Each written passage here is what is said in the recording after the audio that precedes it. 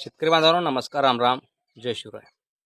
हा बाजूला तुम्हाला जो फोटो दिसत आहे त्यामध्ये आपले श्रीमान विराटजी कोहली आणि त्यांच्या सुविध पत्नी यांनी एक अशी हॉटेल टाकलेली आहे असं म्हणतात. आणि त्या हॉटेलमध्ये जे आहे तो एक मेनू आहे. त्यामध्ये मक्याचे जे आहे ते दाणे किंवा मक्यापासून बनलेलं काहीतरी व्यंजन आहे. ते व्यंजन जवळपास 508 रुपयाला असं दिलेलं आहे. तिथं त्याची किंमत जी आहे ती 508 रुपयाला आहे. आणि तिचा फोटो काढून एखादी कोणीतरी महिलेने ते जे आहे तिच्या सोशल मीडिया प्लॅटफॉर्मवरती ते अपलोड केलेलं आहे.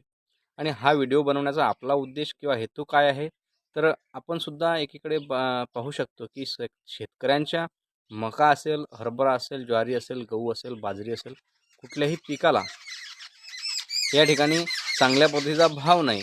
पण एकंदरीत आपण जर बघितलं की हे जे खवय्ये लोक आहेत किंवा हे जे शौकीन लोक आहे, एका फक्त मक्याचा जे कणूस असतं ते कणूस 508 रुपयाला विकत घेऊ शकतात.